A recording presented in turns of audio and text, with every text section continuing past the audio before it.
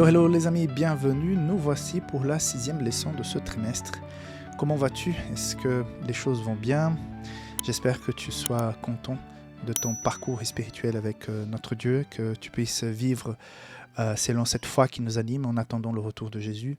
Et si jamais les choses sont compliquées, sont difficiles, que tu puisses bien t'accrocher par la foi dans ce Dieu qui est grand, qui est présent, même quand les choses ne vont pas comme on voudrait. Effectivement, il est là et on peut apprendre énormément de ces situations, mais surtout exerçant notre foi, notre dépendance de Dieu, même quand les choses ne vont pas très bien. Comme je vous ai dit, la leçon de ce trimestre fait un parallèle entre le livre La tragédie des siècles avec la leçon. Donc cette semaine, c'est du chapitre 12 au chapitre 17 de la tragédie des siècles que la leçon va se baser. Il est question cette semaine des 2 témoins. On va aussi regarder un petit peu Apocalypse 11. Et pour aujourd'hui, donc, nous parlerons de ce verset d'Ésaïe 40, verset 8, qui dit ceci. « L'herbe sèche, la fleur tombe, mais la parole de notre Dieu subsiste éternellement. » Donc la leçon de ce sabbat, et c'est très simple, très court, parle de la puissance de la parole de Dieu malgré les persécutions. C'est-à-dire que pendant les 1260 années, de 538, quand l'Église devient à quelque part la fusion de la politique et de la spiritualité, donc où l'Église va exercer un pouvoir civil en même temps que religieux, il va suivre des années terribles de persécution contre ceux qui pensent différemment. Et surtout, tout en disant la papauté qu'elle est gardienne de la volonté de Dieu, de la voix de Dieu, des saints de Dieu, elle va essayer de cacher, de mettre derrière une langue qui n'est plus parlée, derrière des bibliothèques où la Bible est gardée tout au fond, pas du tout à disposition de ceux qui cherchent à la connaître. C'est d'ailleurs une Bible enchaînée que Martin Luther va découvrir pour pouvoir commencer à comprendre ce que disait effectivement la Bible par elle-même. Donc, il y aura une période terrible.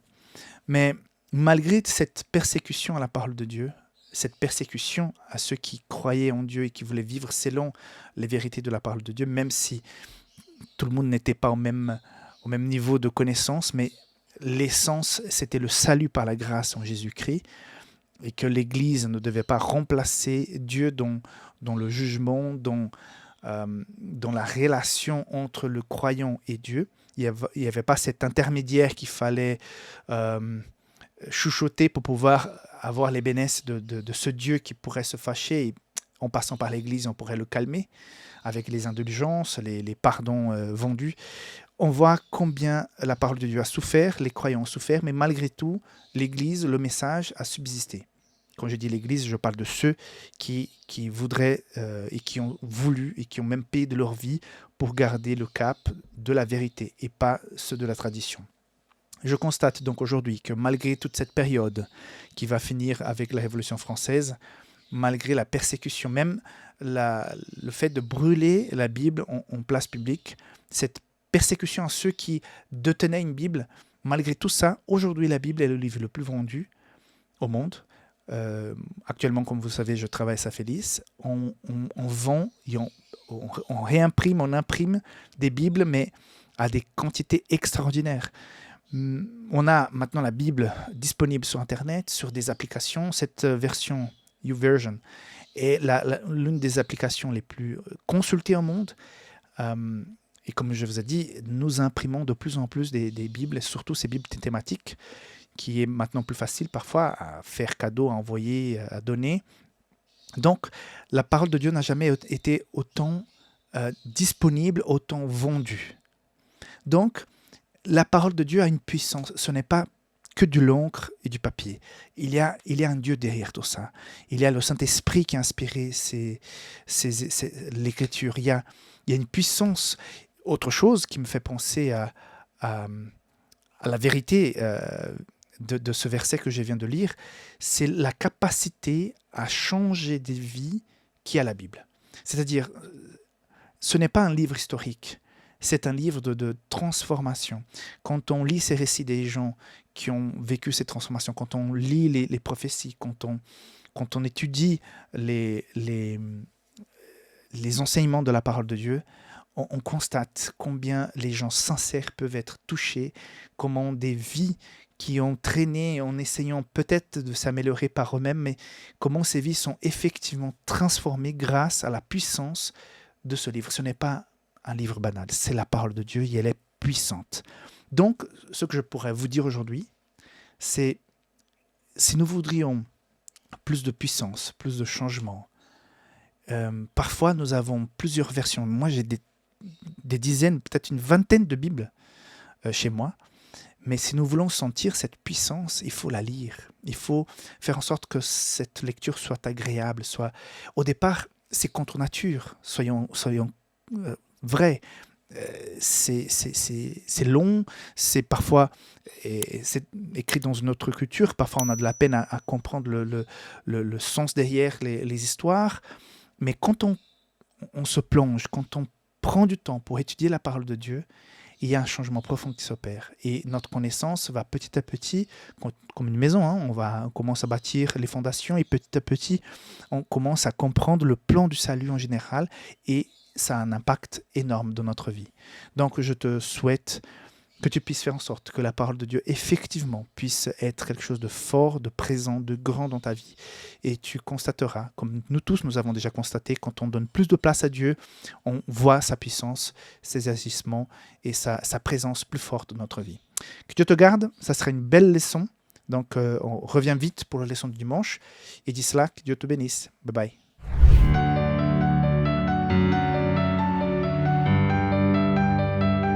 Donc pour la lecture d'aujourd'hui, donc Apocalypse 11, versets 3 à 6 qui disent ceci. « Je donnerai à mes 2 témoins le pouvoir de prophétiser, revêtus de sac, pendant 1260 jours. Ce sont les 2 oliviers et 2 chandeliers qui se tiennent devant le Seigneur de la terre. Si quelqu'un veut leur faire du mal, du feu sort de leur bouche et dévore leurs ennemis. Et si quelqu'un veut leur faire du mal, il faut qu'il soit tué de cette manière.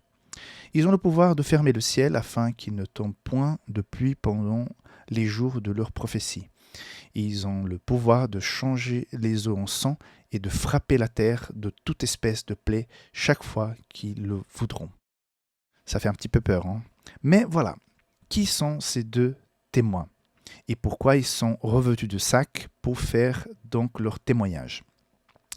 Alors, c'est assez connu au niveau de notre interprétation biblique que ces 2 témoins, c'est l'Ancien et le Nouveau Testament, c'est-à-dire la parole de Dieu, la Bible.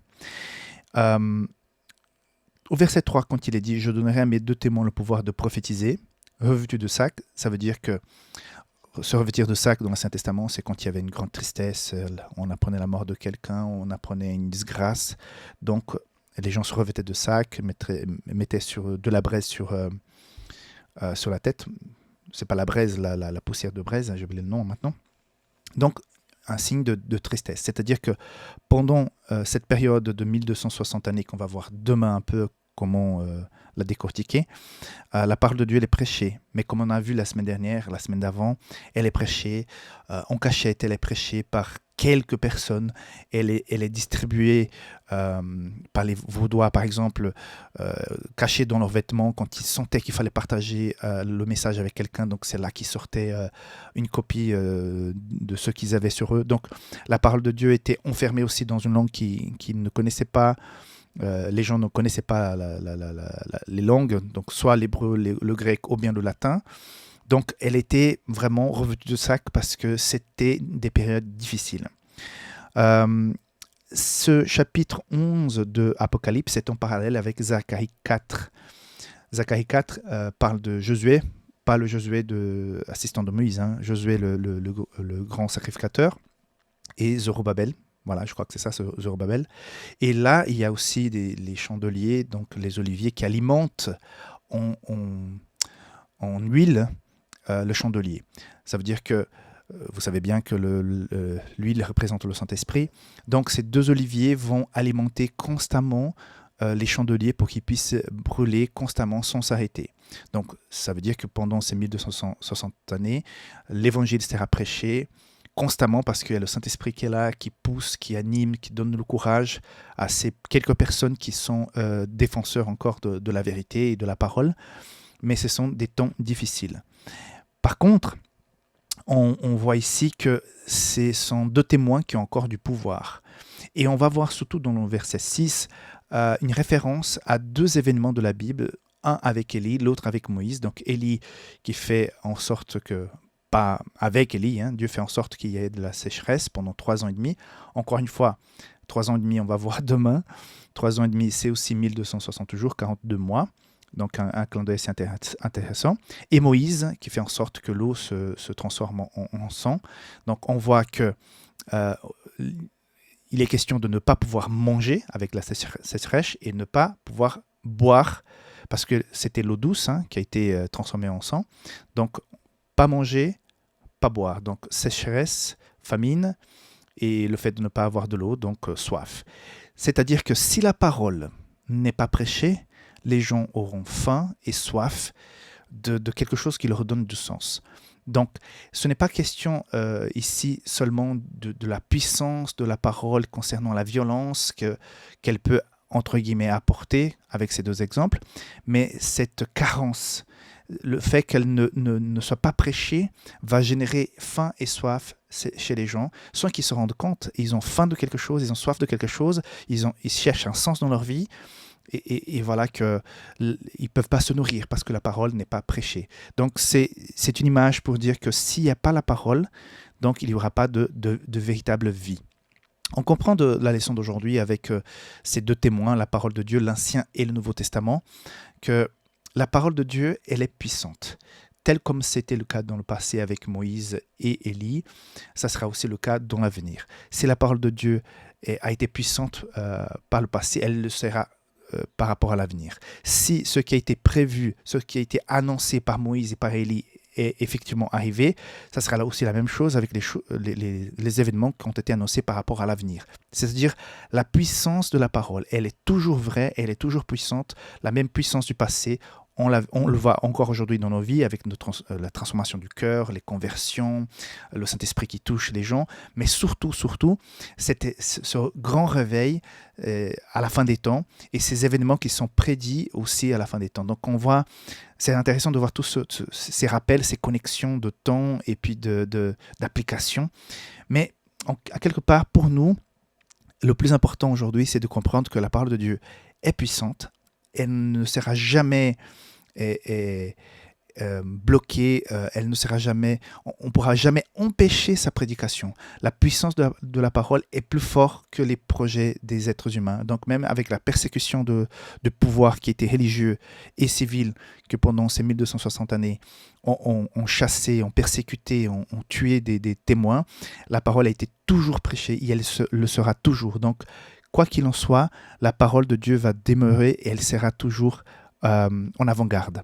Donc, et si je souhaite de la puissance, de l'essence, du sens, une vision qui va au-delà des apparences, c'est l'étude de la parole de Dieu qui va me donner cette sensibilité. C'est la parole de Dieu qui va me nourrir, qui va m'abreuvoir de cette certitude de l'avenir. Parfois, nous passons par des choses difficiles et malgré tout, on a cette espérance, on a cette paix, tandis que d'autres personnes sont dans le désespoir, sont stressées, sont angoissées. Il y a beaucoup d'anxiété aujourd'hui, des crises d'anxiété, plusieurs personnes souffrent de ça. Mais à quelque part, la foi, la parole de Dieu, son étude nous nourrit, nous inspire et ça fait toute la différence. Donc c'est pour ça aujourd'hui, le message principal, c'est attache-toi à la parole de Dieu. Prends du temps régulièrement pour l'étudier, pour se nourrir de ces messages, de ces témoignages. J'aime beaucoup les histoires. Parfois, je prends des personnages bibliques et j'essaie de voir un peu leur parcours, comment Dieu a pu travailler avec ces personnes. Et automatiquement, je pense comment Dieu peut travailler avec moi aussi. Donc voilà, la puissance de la parole, elle sera toujours prêchée et elle est toujours vivante et elle le sera toujours. Que Dieu te bénisse pendant cette journée et on se voit demain pour continuer dans cette lancée sur Apocalypse 11. Bye bye.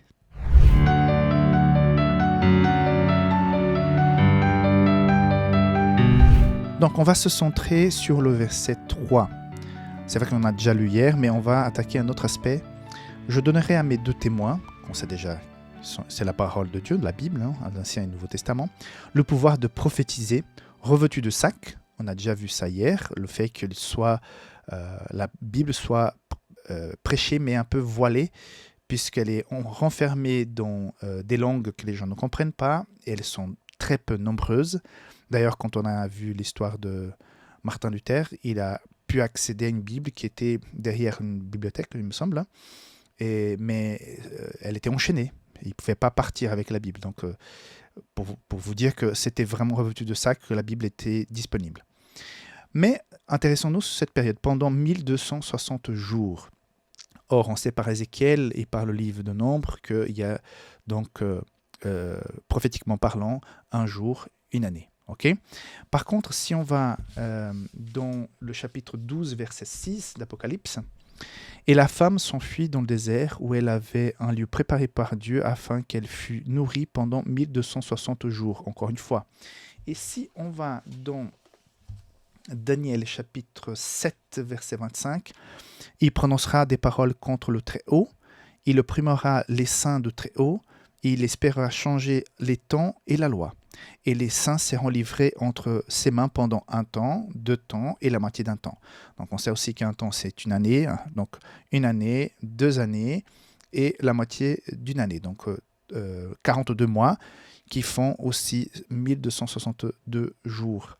Donc on voit à plusieurs reprises, à plusieurs endroits différents dans la parole de Dieu, qu'il y a donc cette période prophétique qui commence en 538, parce que c'est à ce moment-là que la Rome civile, l'Empire romain disparaît. Et il y a un autre pouvoir qui vient de Rome, pardon, et qui est extrêmement puissant aussi, mais pas militairement parlant, c'est donc le pouvoir papal. Et ça va durer pendant 1260 années, jusqu'à qu'un jour, sous Napoléon, rappelez-vous, Napoléon, au moment de son couronnement, il ne permet pas que la couronne lui soit mise sur la tête par un pouvoir religieux, c'est lui-même qui mettra la couronne sur lui. Donc c'est intéressant. Et c'est justement ce Napoléon qui va envoyer donc son général Berthier pour qu'il puisse enlever le pape de son siège. Finalement, ce pape va mourir en France, Auvergne, il me semble.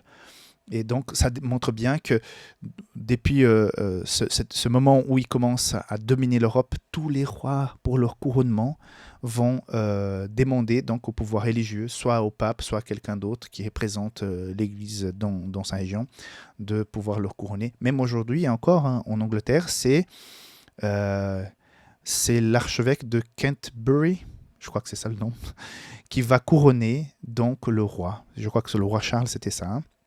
Donc c'est l'archevêque qui va le couronner. Pendant cette période, l'Église est persécutée. Les chrétiens, les sincères, est persécutés parce que l'Église est rattachée à l'État. D'ailleurs, je voudrais juste ouvrir une parenthèse. Qu'il est dangereux que l'Église se mêle avec l'État. L'Église adventiste a le principe de ne pas se mêler avec la politique. Je trouve que c'est excellent, ce principe. Imagine-toi, par exemple, je prends, on va dire, la ville de Paris, ou une autre ville, une grande ville d'Europe, et puis on invite les adventistes ou une église quelconque à gérer la ville. C'est très mauvaise idée, parce qu'il ne faut pas mélanger l'église avec l'État, parce que forcément, si tu représentes une institution et que tu diriges aussi le pouvoir civil, tu vas un peu tirer les ficelles et tu pourras même être injuste envers d'autres personnes, parce que tu auras toujours certainement un parti pris avec des bonnes intentions, hein, mais ça ne sera pas juste vis-à-vis des autres personnes. Il faut juste se rappeler de la première leçon où Dieu, sachant toute chose, a même permis que Satan développe son stratagème, son projet, même s'il a essayé de l'appeler, de le convaincre, de l'argumenter, mais il a eu cette liberté de faire des mauvais choix. Donc il y a toujours, contre le pouvoir religieux, on va aussi dans ces dictatures où le président, le dirigeant prend aussi un peu la position de chef religieux, ou bien il bannit complètement la religion. Dans ces régimes-là, on voit que les personnes n'ont plus de liberté, n'ont pas la possibilité de se développer, parce que tout est contrôlé par une seule pensée. Donc, c'est pas du tout une bonne chose.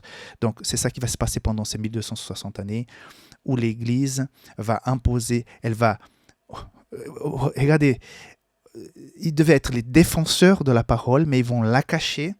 Et au lieu de ça, ils vont mettre des dogmes, ils vont mettre des rites, des traditions, et ils vont faire en sorte de manipuler les consciences jusqu'au point où les gens auront peur de ne pas pouvoir être sauvés, d'aller au ciel, si le pape aussi, un chef religieux, disent qu'ils sont excommuniés. Donc il y a eu des empereurs qui ont dû même marcher à pied jusqu'à Rome pour pouvoir demander pardon au pape parce qu'ils avaient peur de ne pas aller au ciel et de vivre éternellement en enfer, en train de brûler sans arrêt. Donc, vous imaginez la situation et l'angoisse, et l'oppression que vivaient ces personnes. Ou bien, tu pouvais acheter le pardon de tes péchés avant même de les commettre. Tu vas peut-être, j'en sais rien, faire un vol, commettre un meurtre, mais tu achètes ton pardon avant de le... C'est complètement dingue aujourd'hui pour nous, ça. Mais c'était la réalité parce qu'il y avait une seule pensée qui dominait. Et puis, si tu n'étais pas d'accord, ce pouvoir religieux avait aussi une main et dont les pouvoirs civils. On voit même en France que le roi et tous ceux qui étaient autour du roi, cette administration dépendait de l'Église, et l'Église avait aussi une codépendance de pouvoir civil, donc ils marchaient ensemble. C'est ça qui a amené, on va voir donc les prochains jours, amené à la Révolution française. Donc, très mauvaise chose. Qu'est-ce qu'on peut retirer pour nous de la leçon aujourd'hui? Donc, les tons prophétiques se sont vraiment montrés vrais. C'est-à-dire, encore une fois, la parole de Dieu, elle est bien précise dans ce qu'elle dit. Par contre, on voit aussi la miséricorde de Dieu parce que dans Matthieu 24, Jésus va dire que ces temps de persécution ont été un petit peu abrégés parce qu'autrement on ne pourrait pas supporter. On voit aussi l'accompagnement, la puissance de Dieu pendant cette période de persécution parce que malgré tout ça, il va dans cette période commencer la révolution, la réforme protestante. Certains vont pouvoir se lever, vont commencer à traduire la Bible, ils vont payer très cher, mais on voit que Dieu était là et que Dieu va accompagner ces personnes, et puis certains ont été protégés pour qu'ils ne puissent pas souffrir autant avec cette persécution. Donc on voit que Dieu est dans l'histoire, Dieu fait partie de l'histoire, mais nous en tant que chrétiens, on doit lui faire confiance, et nous savons que devant nous, il y a aussi une période des turbulences qui nous attend. On sait que la fin des temps s'approche, on voit dans la société, on voit les signes de Luc 21 et Matthieu 24 que les choses s'approchent. Donc ayons cette confiance que les temps sont entre les mains de Dieu et qu'il va être présent dans ces moments clés. Et à nous de garder notre foi, d'avoir cette relation avec la parole de Dieu pour toujours avoir cette sensibilité, voir au-delà des apparences, comme j'ai dit hier, pour pouvoir garder le cap et savoir que Dieu est aux manettes. Voilà. Que Dieu te garde, que cette journée soit une journée bénie, et on se voit demain pour la leçon de mardi. Bye bye.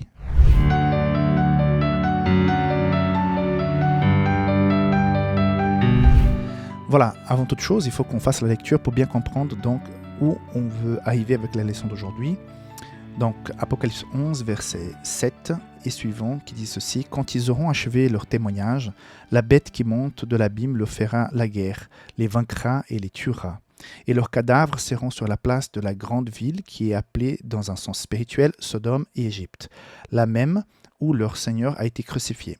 Des hommes d'entre les peuples, les tribus, les langues et les nations verront leurs cadavres pendant 3 jours et demi. » Encore une fois, 3 jours et demi. Et ils ne permettront pas que leurs cadavres soient mis dans un sépulcre. Verset 10. À cause d'eux, les habitants de la terre se réjouiront et seront dans l'allégresse.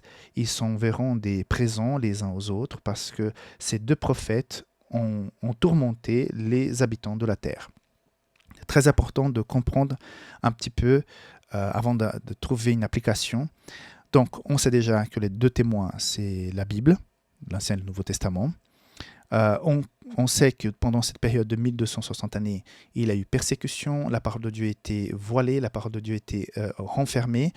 Malgré ça, la parole était prêchée, même si c'était revêtu de sac, elle a été prêchée. Maintenant, on voit qu'il y a une bête qui monte de l'abîme. La bête qui monte de l'abîme fait appel à la bête d'Apocalypse qui va venir plus tard, dans 2 chapitres plus tard.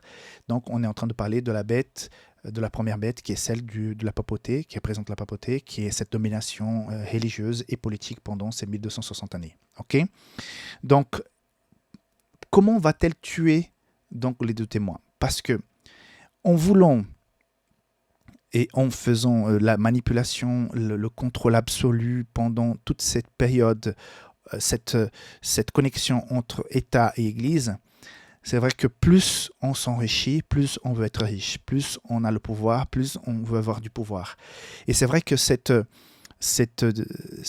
duo politique-État pendant toute cette période va massacrer les sujets, va massacrer les gens, va leur voler leur liberté de conscience, va leur voler leurs espoirs. Hein.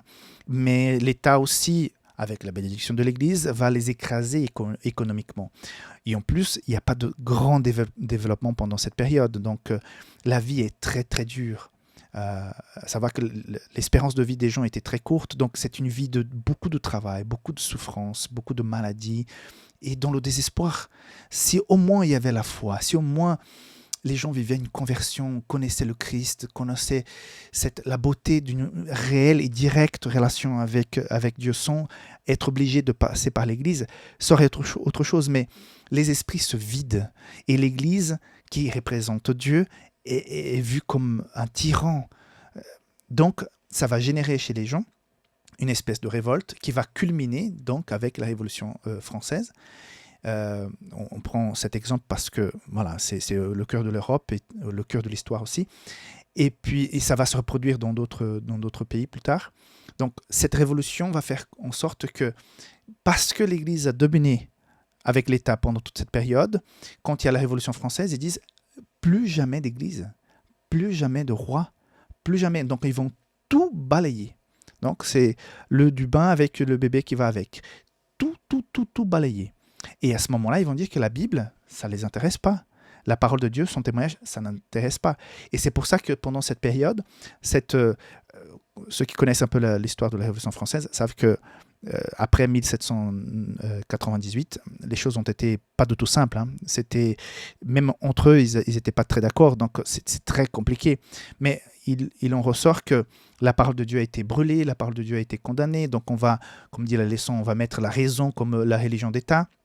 Il me semble que c'est le seul pays qui a mis la non-religion dans une décision de l'Assemblée nationale. Hein.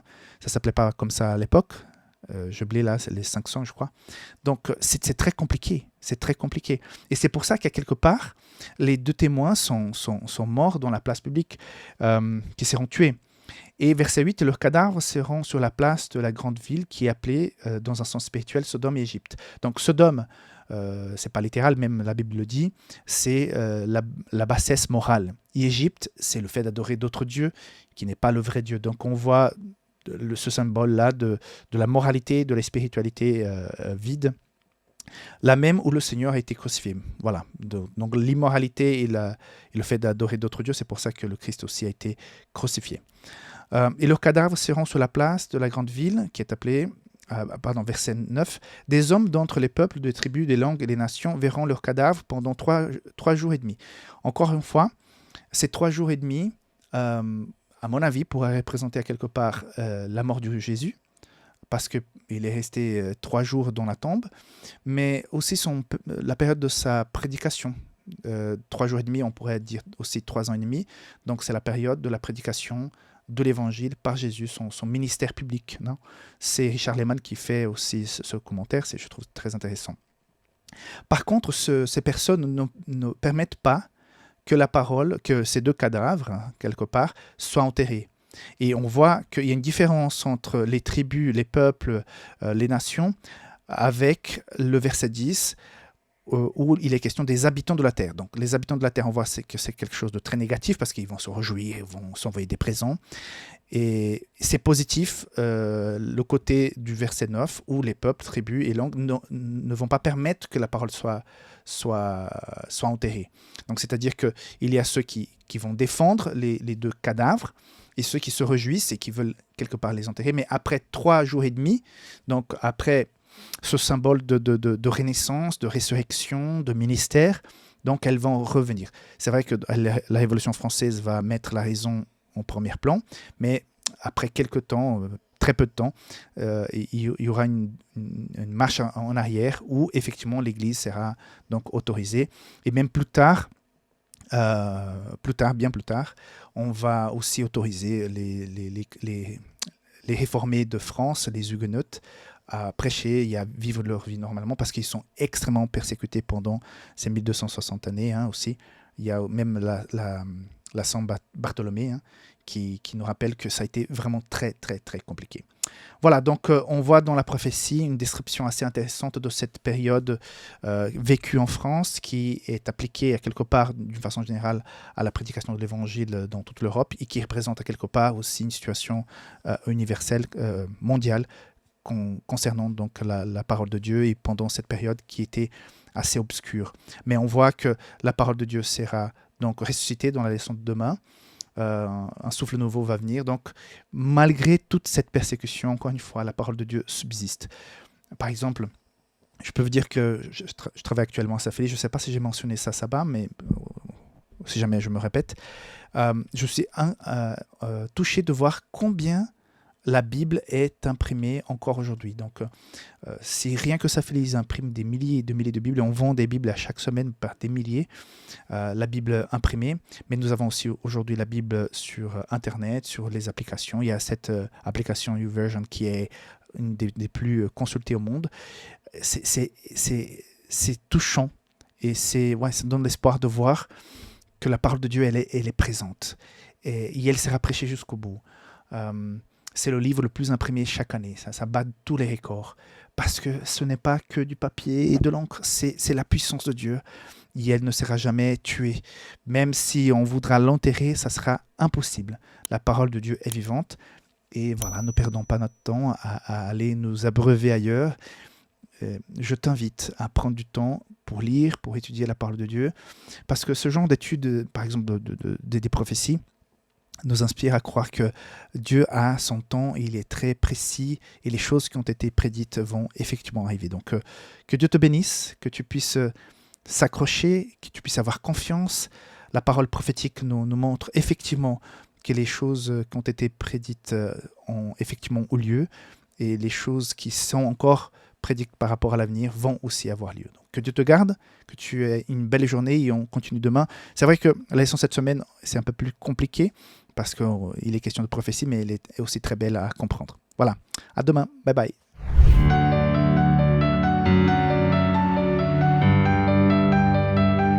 Donc, lisons ensemble le verset d'aujourd'hui, donc chapitre 11, verset 11. Après 3 jours et demi, un esprit de vie venant de qui ? Venant de Dieu, entra en eux. Eux qui ? Donc les 2 témoins qui sont morts par terre. Et ils se tirent sur leurs pieds. Et une grande crainte s'empara de ceux qui les voyaient. Donc, décortiquons un petit peu. 3 jours et demi, comme j'ai dit hier, 3 jours et demi, ça peut représenter Jésus pendant sa mort, avant sa résurrection, comme peut aussi représenter 3 ans et demi, la période de prédication publique de Jésus sur la terre. La leçon nous dit que c'est plus ou moins dans cette période que cette loi qui mettait la raison au lieu de la foi après la Révolution française va être révoquée. Et donc, un esprit de vie, donc le Saint-Esprit, venant de Dieu, on voit que c'est quelque chose c'est l'intervention divine qui fait en sorte que les choses puissent se passer ainsi. Donc on voit que Dieu est là derrière l'histoire aussi. Entra en eux et ils se tirent sur leurs pieds. Donc ça veut dire que la parole de Dieu est à nouveau debout. Pourquoi ? On va voir. Et une grande crainte s'empara de ceux qui la voyaient. Donc tout le monde pensait que la foi, la religion, tout ce qui était spirituel était mort. Et tout à coup, il y a une espèce de renaissance. Pourquoi ? Il y a en nous un espace qui, à notre création, quand Dieu a planifié l'être humain, il y a un espace en nous qui est réservé pour Dieu. La spiritualité a son espace dans notre âme, dans notre être. Si nous remplaçons ça par autre chose, ça ne va jamais s'emboîter correctement. Il y aura toujours des espaces et il y aura toujours cette soif, ce désir. Imagine-toi qu'il y a eu ce combat contre l'Église. On va mélanger l'Église avec Dieu, avec sa parole. Donc on va combattre aussi sa parole. Mais d'un côté, Dieu agit, comme on voit ici, son esprit, sa présence, fait en sorte qu'il puisse être ressuscité. Donc, ces deux témoins qui étaient morts par terre. Et d'autre part, l'homme a besoin de la spiritualité. J'imagine que finalement, quand ces personnes, avec une plus grande liberté, parce que l'Église n'était plus autant manipulatrice comme avant, elle va continuer bien sûr, mais pas avec l'appui de l'État. Donc il n'y a pas la force militaire qui va t'attaquer parce que tu ne crois pas, parce que tu ne penses pas comme eux.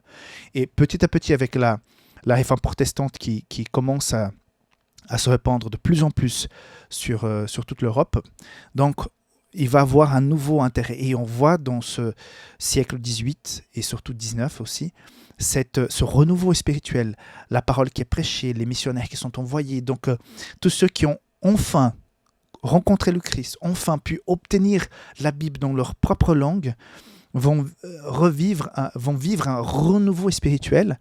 Ils vont faire en sorte d'être des messagers de la vérité finalement, et vont faire en sorte que des milliers de personnes soient libérées de l'esclavage de la pensée unique. Ils vont connaître le Christ, sa liberté de penser, sa liberté de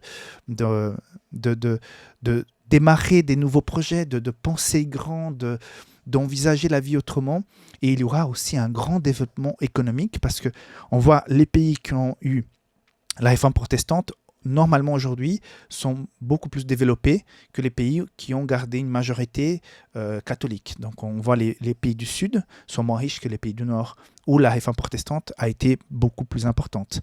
Je peut-être caricature un petit peu, mais en grande ligne, c'est un peu ça.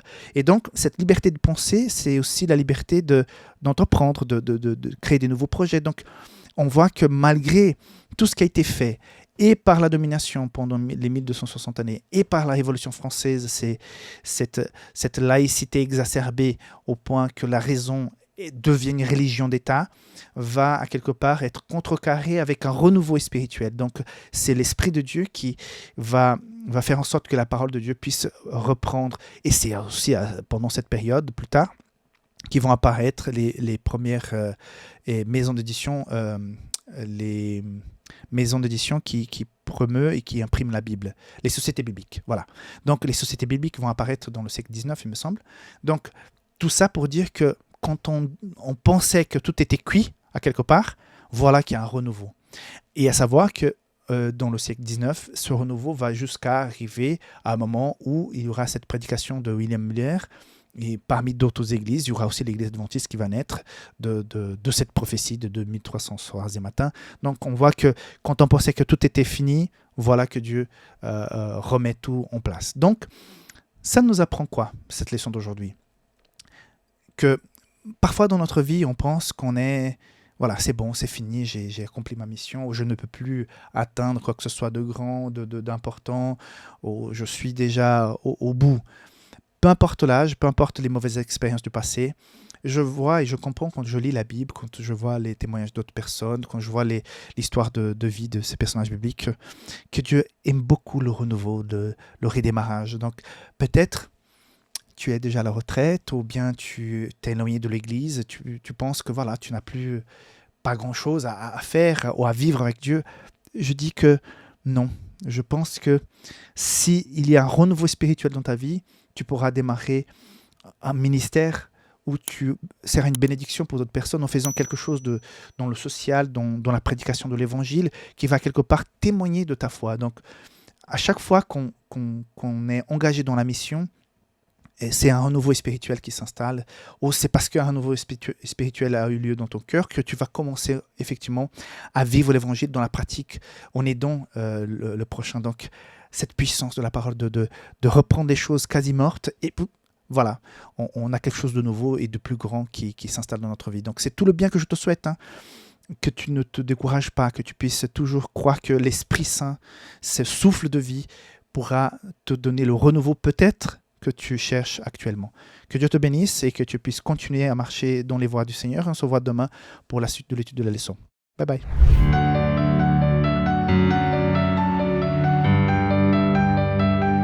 Donc, on va voir aujourd'hui sur la 7e trompette, qui est en parallèle aussi avec le 7e sceau. Donc, chapitre toujours 11, verset 15. Le 7e ange sonna de la trompette.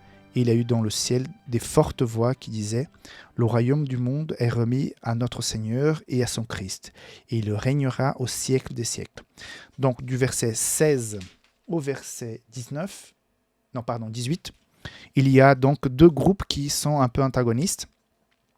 Donc verset 16-17, les 24 veillards, qui quelque part représentent ceux qui attendaient, ceux qui étaient fidèles, ceux qui étaient les disciples, ceux qui étaient les messagers de la part de Dieu, qui sont contents, qui rendent gloire à Dieu, qui dans cette septième trompette vient montrer sa puissance, vient mettre fin au grand conflit, à cette persécution à la parole de Dieu et à ses enfants.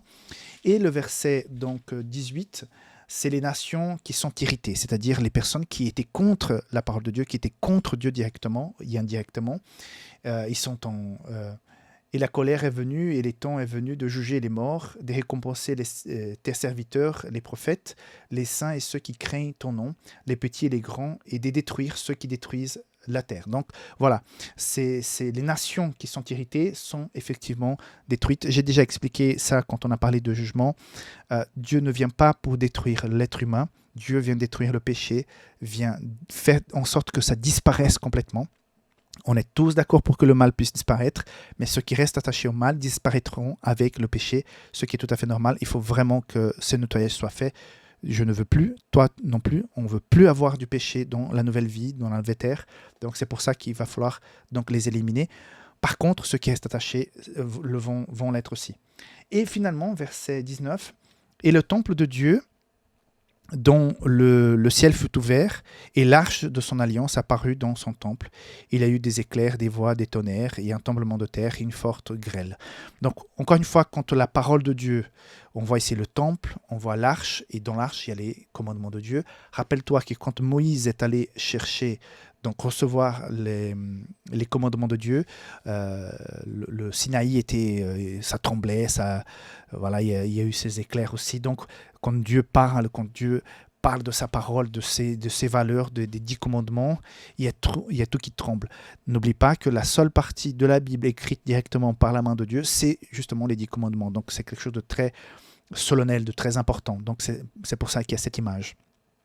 Et on voit donc l'importance de l'arche de l'alliance et des commandements. Parce que Dieu est amour, Dieu pardonne, Dieu renouvelle, Dieu donne une deuxième chance, comme j'ai dit hier.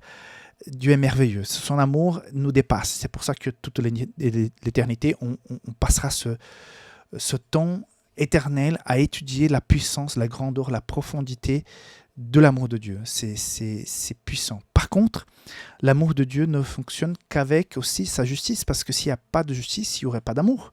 On est d'accord? Parce que si on dit rien n'est grave, tout est bon, tout est permis, il faut juste aimer, ça ne va pas. Nous, tout petits, en tant qu'être humain, on sait que si on aime un enfant, il faut avoir de l'amour, mais il faut aussi avoir de la justice. Autrement, on est en train de élever un petit monstre, parce qu'ils n'auront pas de limite. Donc, si ça s'applique à l'éducation d'un enfant, d'un être humain, ça s'applique aussi à la vie spirituelle. Et donc, la justice de Dieu est représentée par l'arche de l'alliance, par les 10 commandements, par le sanctuaire. Donc, Jésus qui est en ce moment, comme on voit dans les prophéties de 1303 des matins, ce moment de jugement, où il y a cette analyse de décision de chacun. Donc, on voit que il est très important de finir cette histoire de guerre contre la parole de Dieu avec la puissance de la parole de Dieu qui est dans les commandements qu'on voit dans l'arche de l'Alliance et dans le temple. C'est pour ça que je trouve assez intéressant de terminer le chapitre 11 avec cette image que Dieu va triompher, et il va triompher parce qu'il fera justice, et cette justice est basée sur la parole de Dieu, et dans la parole de Dieu, nous avons les commandements qui sont dans l'arche de l'Alliance et dans le temple. Je trouve que l'image elle est très belle, très intéressante. Ça prouve aussi l'importance de vivre selon les principes de Dieu, vivre selon ses valeurs. Une vie sans valeur, sans paramètres, Imagine-toi, quand je parle de paramètres, je pense à n'importe quel appareil. Si les appareils ne sont pas paramétrés correctement, tu peux acheter un appareil très très cher et qui ne fonctionne pas. Imagine, tu achètes une voiture à, je sais pas, à 100 000 euros, mais elle n'est pas bien paramétrée. Quand tu essayes de la démarrer, il y a le essuie-glace qui commence à fonctionner. Ça ne va pas du tout. Tu as payé 100 000 euros pour une voiture et puis tu n'arrives pas même à démarrer parce qu'ils vont dire « Ah, désolé, c'est mal paramétré », mais ça ne va pas. Donc, la vie éternelle est aussi paramétrée. Elle est paramétrée par rapport aux valeurs de Dieu qui sont décrites de façon générale dans les commandements de Dieu. Donc, c'est pour ça que la parole est importante, mais les commandements aussi. Et c'est pour ça qu'il est très important de vivre en harmonie avec ces valeurs. Donc, certains disent, oui, je suis prêt à vivre ça, mais pas du tout prêt à vivre ça. Jacques nous explique, soit on est dedans, soit on n'est pas dedans, quoi. Donc, je t'invite à réfléchir et à penser, est-ce que je vis effectivement l'ensemble des valeurs de Dieu qui sont dans sa parole? C'est vrai qu'on n'est pas parfait, mais je dis, tu as l'intention, tu as le désir, tu cherches ardemment à vivre selon les valeurs de la parole de Dieu.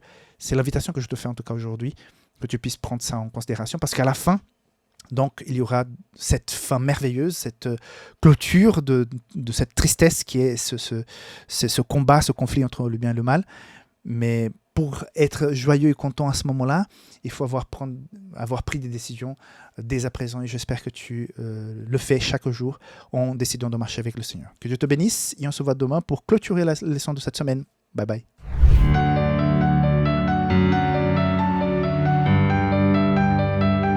Donc ce message, c'est un verset qui n'est pas dans la Bible, dans la leçon, pardon, qui est dans Éphésiens 3,16, qui dit « Afin qu'il vous donne, selon la richesse de sa gloire, d'être puissamment fortifié par son esprit dans l'homme intérieur. » J'apprécie beaucoup ce verset, et même s'il n'apparaît pas dans la leçon du vendredi, comme tu sais, le vendredi, il y a souvent deux citations d'Ellen White ou d'autres commentaires qui essayent plus ou moins de résumer la leçon de la semaine.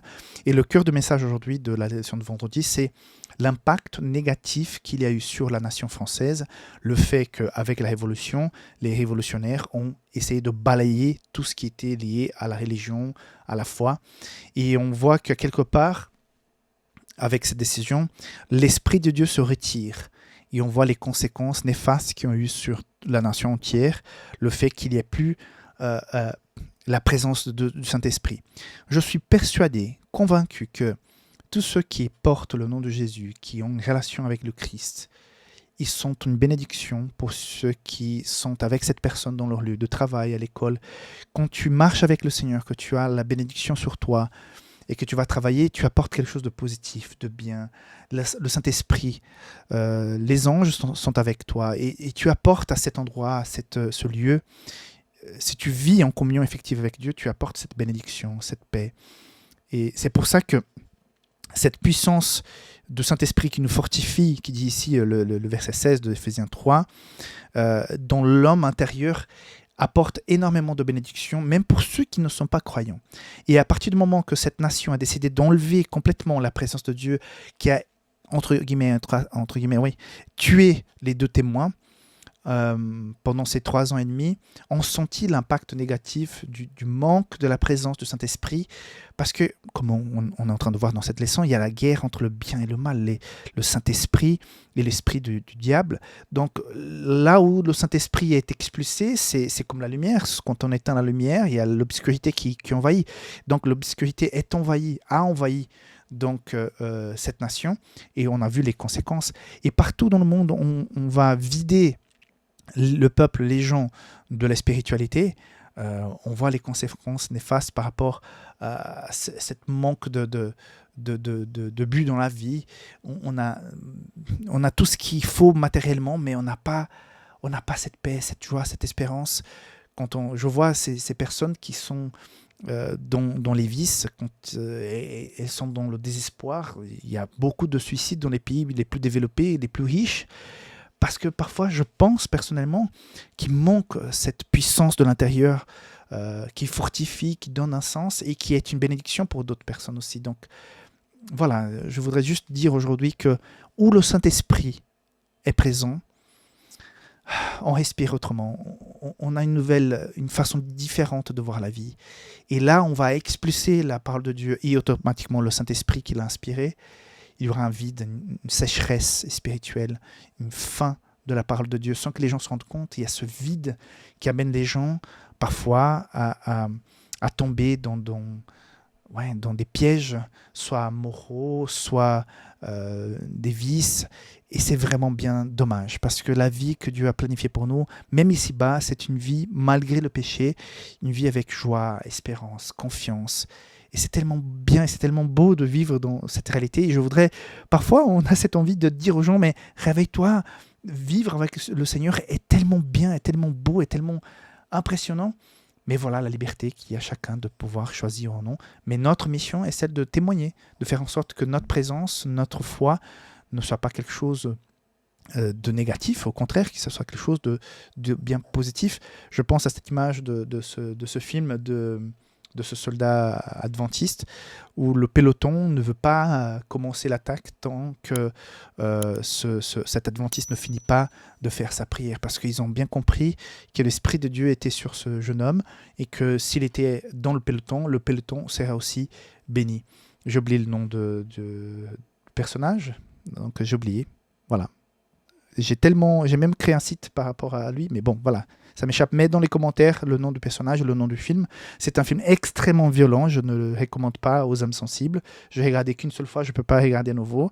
Mais le fond de l'histoire est intéressant parce que voilà, cet adventiste avait une bénédiction spéciale sur lui et il a béni tout le peloton. C'est ça que je voulais dire. Voilà, que Dieu te bénisse, que tu puisses avoir un très bon sabbat en compagnie de ta famille à la maison, ta famille spirituelle, et que tu puisses sentir cette paix, la présence du Saint-Esprit dans ton cœur, dans ta vie. Et nous, on se voit la semaine prochaine pour la nouvelle leçon. Bye bye.